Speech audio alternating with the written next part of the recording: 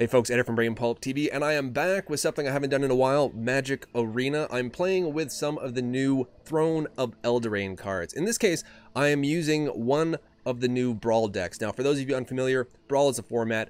It's similar to Commander, except there are 60 cards, you start with 25 life, and the cards that you can have in your deck have to be standard legal. So that's basically sort of the idea behind Brawl. Oh yeah, and of course, being sort of like Commander, you can only have at maximum one copy of each particular card in your deck, not including basic lands.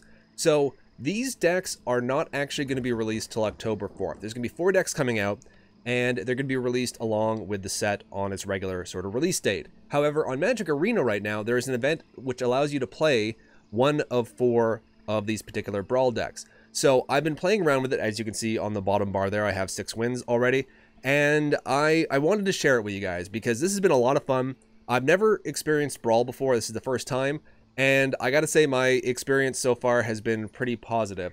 And I've been using the Faerie Schemes deck, and so far I've been really enjoying it. However, if everything goes according to plan, I'm going to be doing 3 other of these videos while this event is still on, and I'm going to show you the gameplay with each of the decks. However, as I mentioned before, I'm going to be kicking things off by playing the Faerie Schemes deck. But before we jump into the gameplay, let's crack open the deck and I can show you sort of what the idea behind it is and some of the cards you'll find inside. Alrighty, so there's a good chance in a future video I'm going to be doing a much deeper dive into this deck, talking about every single card you'll find within it. But for now though, because I know a lot of you want to get to the gameplay, I'm just going to give you a brief overview of the deck and only specifically talk about the new cards from the new set that you'll find within it. So the main theme of this deck is artifacts and enchantments and the effect they're going to have on other cards in your deck, including but not exclusive to your commander. Speaking of your commander though, let's talk a bit about her. Her name is, and I'm probably going to mispronounce this, Alila? I think it's Alila. Alila, Artful Provocateur. For 1, a white, a blue, and a black, you get a 2/3 Fairy Warlock.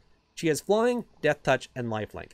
Other creatures you control with Flying get +1/+0. Whenever you cast an artifact or enchantment spell, create a 1/1 fairy creature token with Flying. Now there is a lot there. One of the things I did forget to mention before is, aside from artifacts and enchantments being a huge theme in this deck, the other theme in this deck is flyers. Obviously because she gives other flyers you control +1/+0. There's other flyers in the deck, there's other flyers that help other flyers in this deck, so that is also another sub-theme. And she's creating 1/1 blue flyers whenever one of those artifacts or enchantments enter the battlefield. And her ability to create these tokens can be absolutely insane over time. If she's able to stay on the battlefield for any length of time, you have a huge arsenal of cheap enchantments and artifacts that you can then cast and create this wonderful little army of 1/1 blue flyers. But because she's on the battlefield, they're actually 2/1 flyers. There's also a bunch of other cards in this deck which will help pump up your flyers, not just your flyers, but your creatures in general. But you may be asking yourself, how easy is it for her to produce these 1/1 flyers on demand? Well,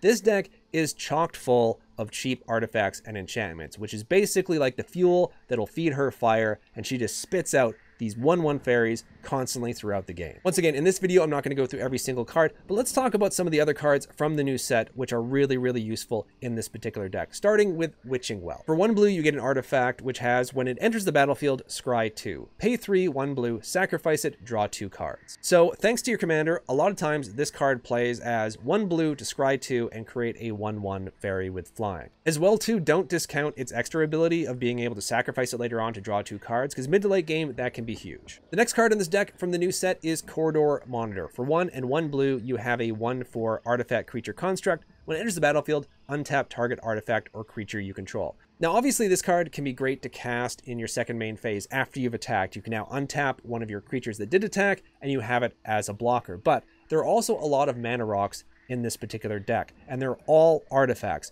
So something like the Mana Geode, you can cast this after you've tapped this for mana to untap it and get a bit of extra mana as well. Next up with the new cards in this deck, we have All That Glitters. For 1 and 1 white, you have an enchantment aura. Enchant creature. Enchanted creature gets +1/+1 for each artifact or enchantment you control. So in this particular deck, this card is absolutely bonkers. There are plenty of times mid to late game, your battlefield is just littered with a bunch of enchantments or artifacts that aren't really doing much for you. This really puts those to work. First of all, it also counts itself as one of the enchantments. So it's going to give your creature +1/+1 no matter what.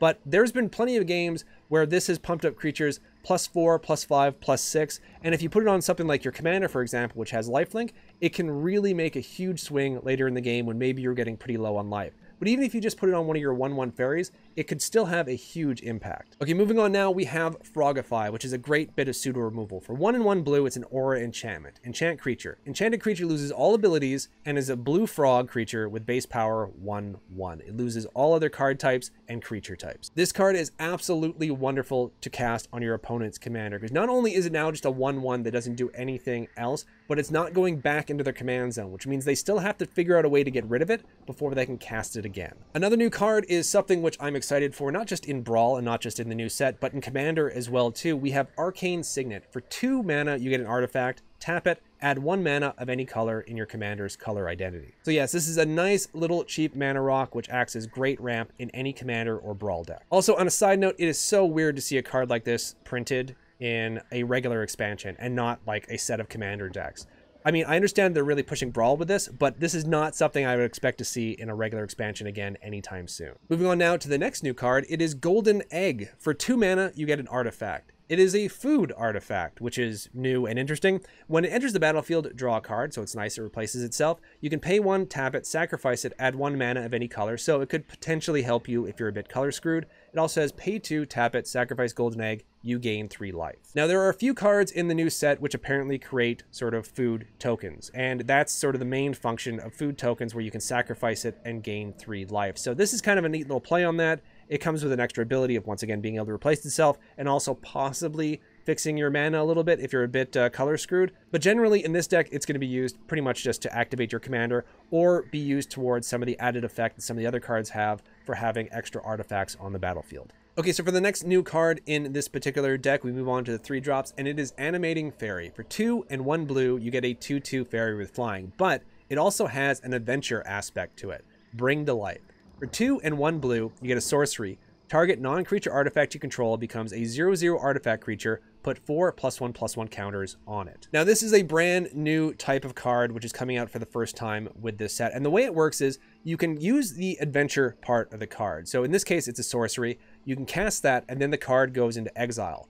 You can then cast the creature part of the card in exile and have it enter the battlefield. Or you can just cast it as a creature, but then you lose the ability to use the adventure part later on. Now, from both a design and flavor aspect, I really, really like these particular cards. I can't wait to see more of them in the new set, but this particular card in this deck as well too is also potentially quite powerful. I mean, look at all the cheap artifacts you have, which aren't creatures to begin with, that you can then cast this on. So you can definitely get a lot of use out of the Bring to Life part of this card, but even at its worst, you just have a 2/2 flyer for 3, which is not the worst thing in the world. It's not the best thing, but the fact that you have the sort of flexibility, the versatility of this card makes this a wonderful addition. Next up, we have a 3-drop creature, Shine Chaser. For 1, a white and a blue, you get a 1/1 fairy creature with flying and vigilance. It gets +1/+1 as long as you control an artifact, and it gets +1/+1 as long as you control an enchantment. Now, it is very, very easy for you to have both of those on the battlefield. It's also possible to have both of those on the battlefield by turn 3.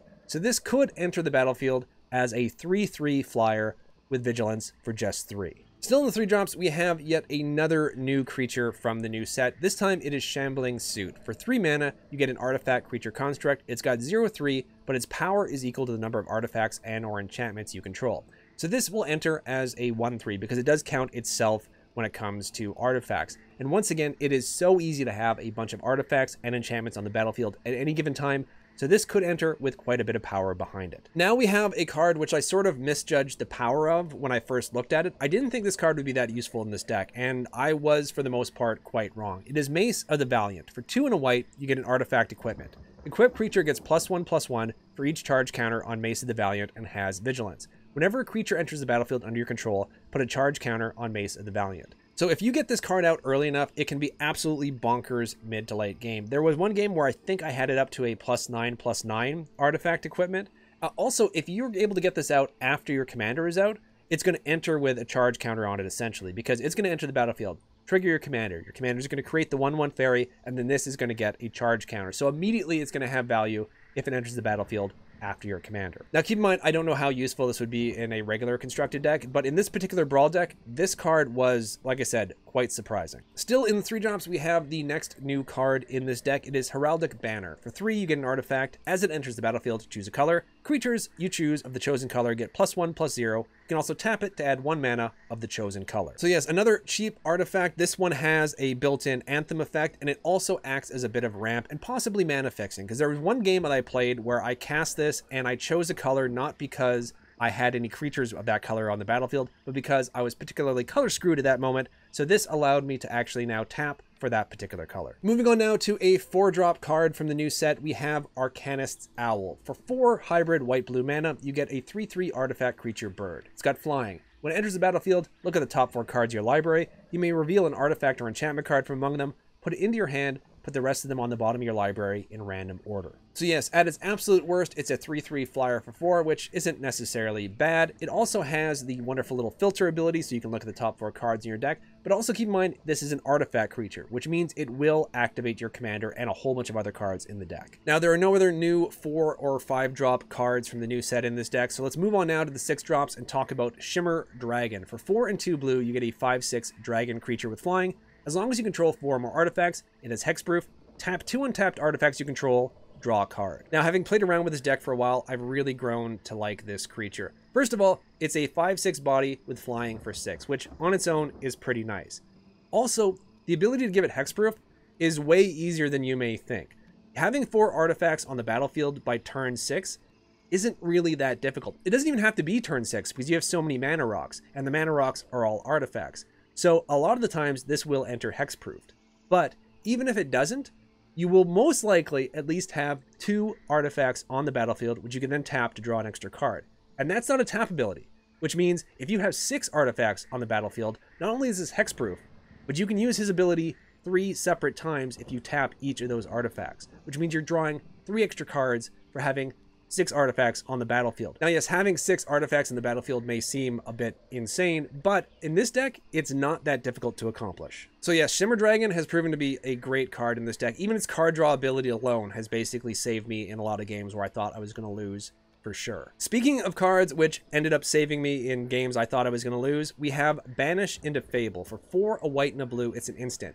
When you cast this spell from your hand, copy it if you control an artifact, then copy it if you control an enchantment. You may choose new targets for the copies. Return target non-land permanent to its owner's hand.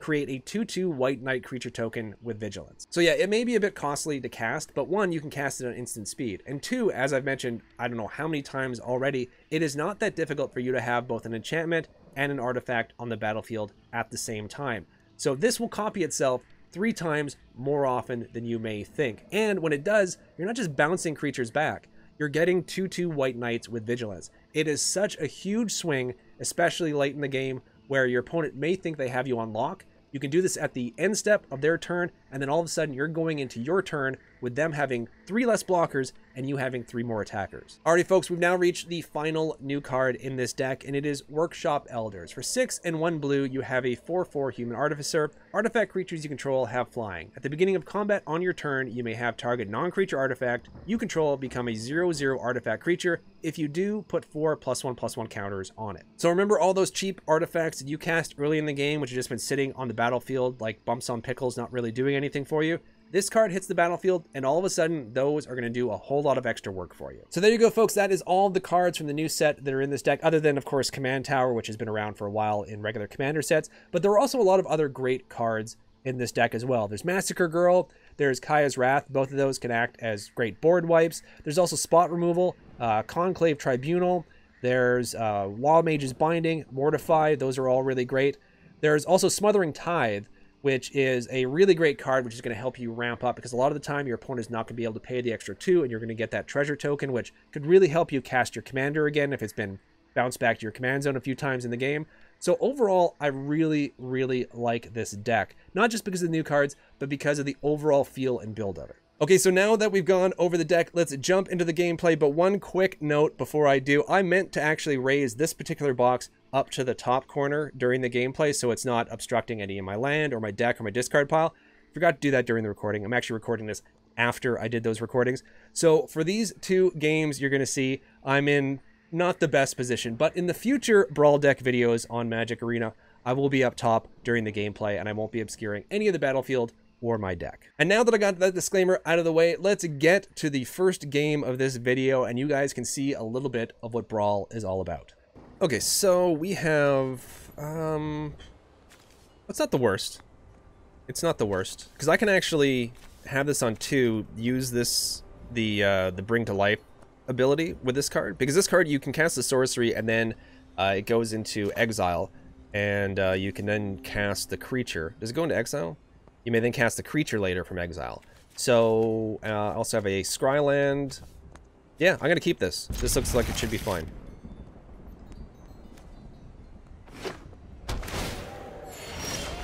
Okay, so Ancestral Blade, nice. So I'm going to go ahead and do the Scryland first, see what I got on top. I'm going to keep an extra land on top. Because I want to be able to get my commander out on 4 if possible.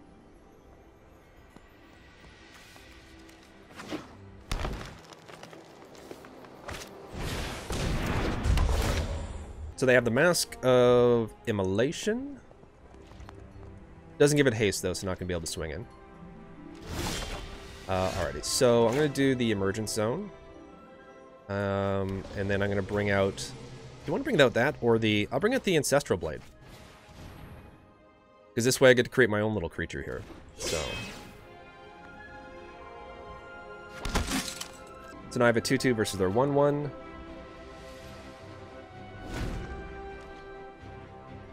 And then I can use this next turn, so target non-creature artifact you control becomes a 0/0 artifact creature, put 4 +1/+1 counters on it. Okay, so they bring out their Golden Egg. Sacrifice Golden Egg, add 1 mana of any color, or pay 2, sacrifice it, you gain 3 life. Now if they swing it, I'm going to block, because I can use the Ancestral Blade anyways. Okay, so that's fine. This actually changes things a little bit from what I was going to do originally.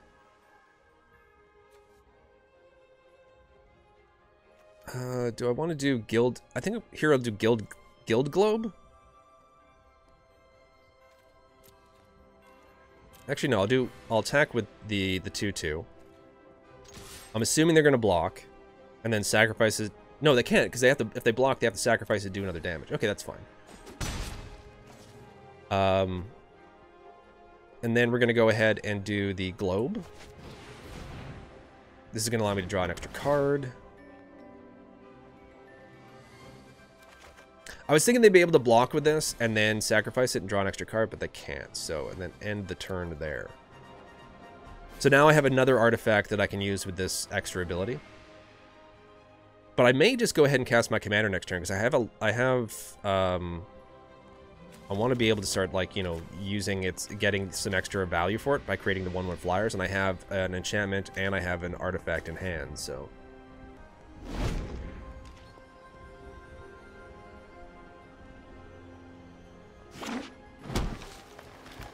Okay, so they have 4 mana, so they don't quite have enough for their commander yet.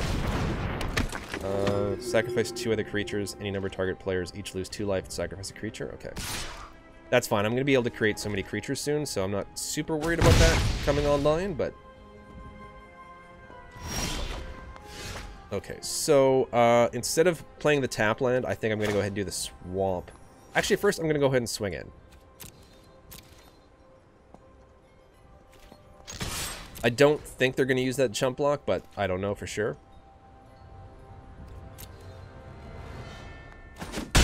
Okay. So I'm going to go swamp, and I'm going to cast. So now whenever I cast an artifact or enchantment creature, I'm going to be able to create a 1/1 blue fairy creature token with flying. Other creatures I control with flying get +1/+0, and it's also got flying, death touch, and lifelink.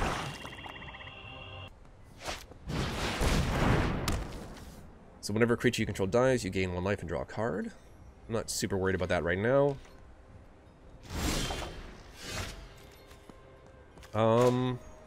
Let's see. So I don't have enough to do 2 things, but I do have enough to do... I'll put the Dismal Backwater out there.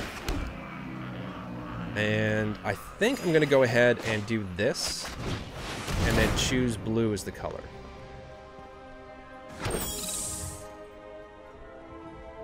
So choose blue. That's going to pump up both of these. And now I can actually do a Signet as well.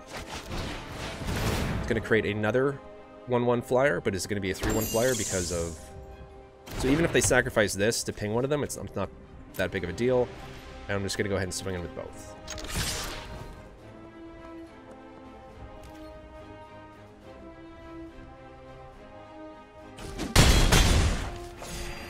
I can move this equipment over.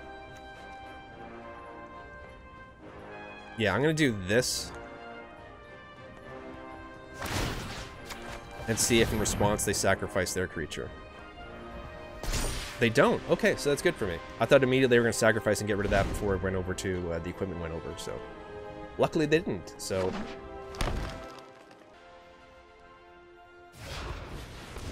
Okay, so the commander comes out. Their commander is a 4/4 flyer. And when it enters the battlefield or attacks, sacrifice another permanent. Whenever you sacrifice a permanent, put a +1/+1 counter on it. Okay. I'm not super worried about that. I do have Prison Realm, so I'm going to be able to force it and put that back in the command zone. So I think we're still okay. Okay. So, how do I want to do this? Well, first thing I'm going to do is Prison Realm. This is going to allow me to scry. It's also going to create another flyer.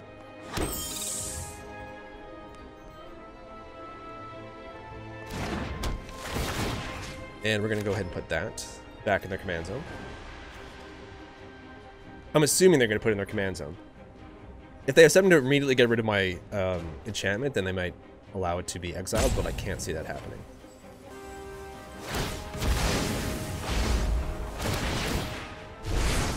Okay.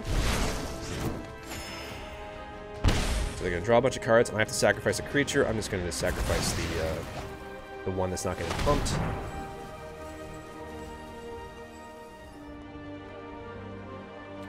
And when it enters the battlefield, untap target artifact or creature you control. I'll put that on top because it creates another fairy creature. I'm going to go ahead and do this. Yeah, I'm going to go ahead and do this. To make the globe 4/4.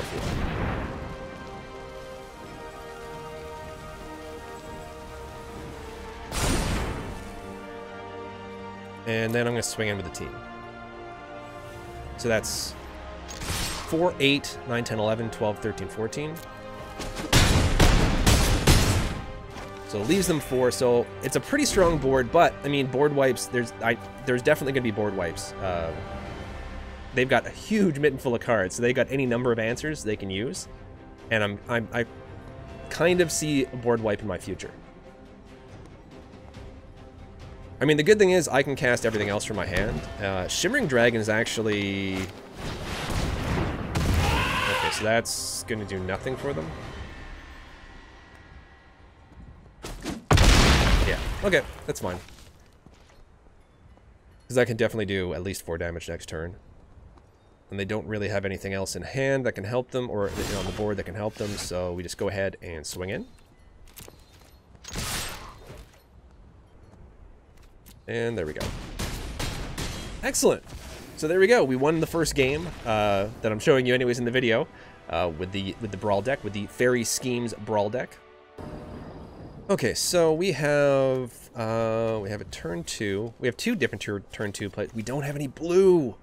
We can still do Ancestral Blade. We can do Ancestral Blade. We can also maybe eventually get this enchantment out as well too. You know what? I'm gonna keep this and hope we draw into a blue source. Because then we'd also, if we draw into a blue source, of course not. This enters the battlefield tap, so we'll play that first. If we draw into a blue source, we'll be able to cast this on turn 4 as well too. At the worst case scenario, we're able to cast Ancestral Blade this turn, so it's not the end of the world. Banish into Fable, I really like this card. When you cast a spell from your hand, copy it if you control an artifact, then copy it if you control an enchantment. You may choose new targets for the copies, and then return non-land permanent to its owner's hand. You create a 2/2 White Knight creature token with Vigilance. So I've really been able to get some great use out of that mid to late game. So really need an island though. Otherwise, I'm going to be kicking myself for keeping this hand. Risen Reef, such a good card. Risen Reef is such a good card.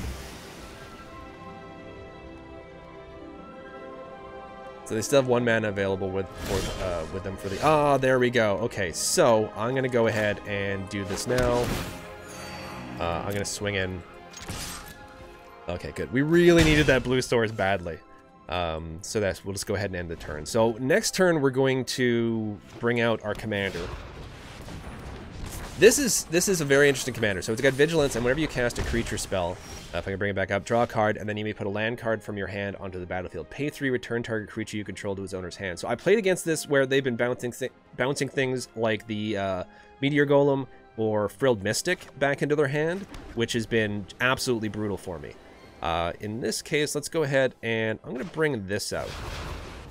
Because once again, we have enchantments. We have... I'm not going to attack because I'm not insane. We have enchantments. We have artifacts. So we should be able to get some extra value out of her. She's also got lifelink, death touch. Exile target creature. That creature... That's it. Okay, so I'll put that back into the command zone. So we don't quite have the mana to bring her out again, but we're still going to be okay. We're still going to be okay.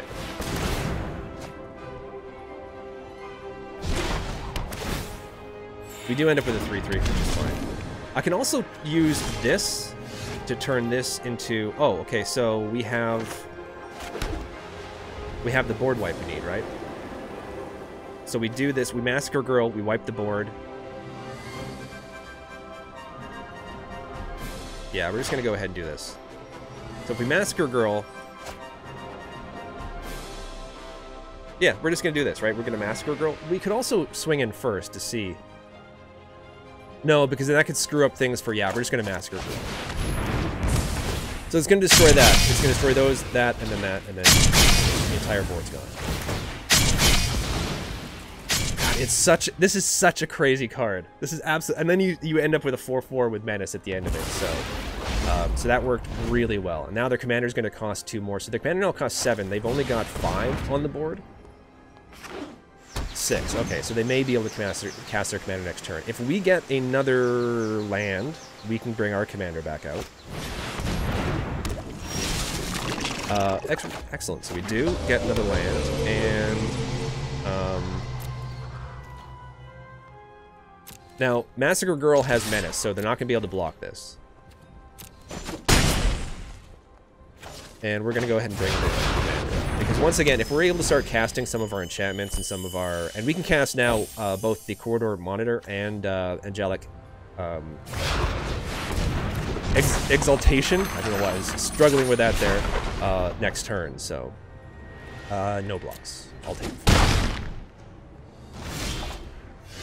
Okay, and then when this enters the battlefield, untap target artifact or creature you control. So let's go ahead and swing in...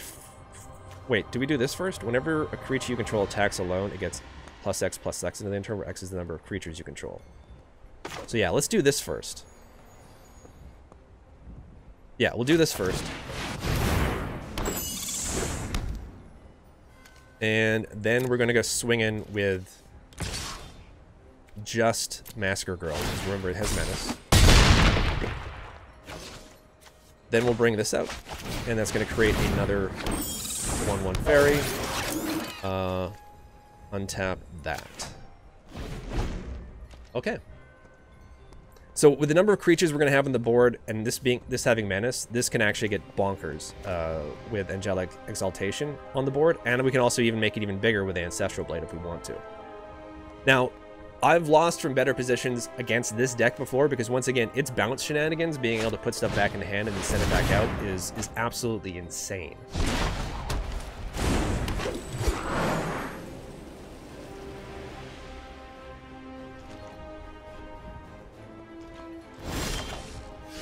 Okay, so this is when it enters the battlefield. Okay, so we're going to go ahead and... Actually, if I do this now... So I can swing in for 1, 2, 3, 4, 5, 6, 7, 8, 9, 10, 11. I can banish into Fables and return everything into their hand. So pop that into their hand. And because I control both an enchantment and an artifact, this is going to do... That's the other. And then we're going to bounce that and bounce that. We're going to create a whole bunch of knights.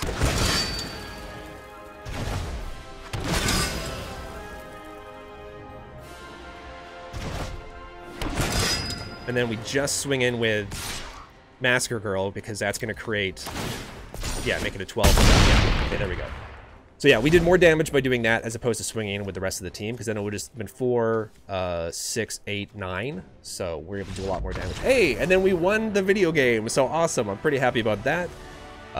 So yeah, the deck we just played against has wrecked me in the past. If they're able to get their bounce engine going, being able to cast a specific creature, like once again, for the examples that I've dealt with before, Frilled Mystic has been absolutely brutal, being bounced back into the hand, because then just being cast over and over again and counter anything that you're possibly going to be able to cast, or Meteor Golem, which costs more to get out there, but it's being able to destroy something every single time it hits the battlefield again. So it can even bounce itself back into the hand, which allows them to cast it for its regular cost versus its commander cost every time it gets sent back to the command zone. So that is probably my second favorite Brawl deck that they've come out with. And I was glad that you guys got a chance to actually see that deck in action as well, too, along with the Faerie Schemes deck. And I'm even happier that I won that game. So we're going to go on. We're going to play one more game. Hopefully, I can show you a game against the third and final Brawl deck that you have not seen yet. Okay, so we have 3 lands, turn 3 play, couple turn 3 plays, some extra cards. We'll just keep this. We'll just keep this. And it's the mirror match that we're playing. So, have this enter tapped, and then move on with our lives.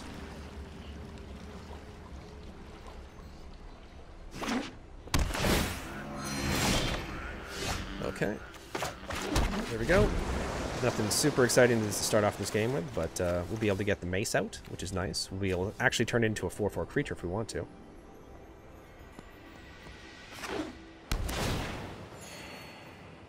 Really hoping to draw into a 4th land, because I'd like to be able to cast my commander on turn 4. So far, no, but we'll see. We'll see. So we really need a land here. If not, I can turn this into a 4/4, so that'll be fine as well, too. I'd rather not turn this into a 4/4 because it leaves it susceptible to removal, and I'd actually like this to be able to stick around. It doesn't matter because we're going to go ahead and cast our commander now. That's going to put a counter on the Mace. We have enough for Tribunal. We have enough for the Owl as well, too, which actually may be the better one to use next turn. Now, they did play a tap land, so not able to bring their commander out. Okay, so they're getting out all these artifacts, which can be against this deck can be insane, as we've seen, because there's a lot of cards that work well with you already having artifacts on the board. It's also allowing them to go ahead and use Bag of Holding. Okay, so this will come out. I'll be able to scry 1, see what's on top. Do I want that? I don't think I want that right now. Actually, yeah, because 1, 2, 3, 4. Yeah, I want that on top just because I want to be able to cast my commander if something happens to it. So what we're going to do now is turn that into a 4/4 and swing in for 6. And then we got plenty of options the following turns. So I can even cast this next turn if I want to. And then pay 2 life, discard a card, sacrifice a creature, that sort of thing. So, because I got the perfect card to sacrifice or to discard as well too. And I'll be creating a fairy creature that I can sacrifice. So I think, yeah, I think we're gonna get Blood-Soaked Altar next turn. So I'm glad I kept that on top. Frogify. Well, not the greatest. Not the best to have happen. Actually, I can sacrifice that now. Yeah, let's do that. So let's do this.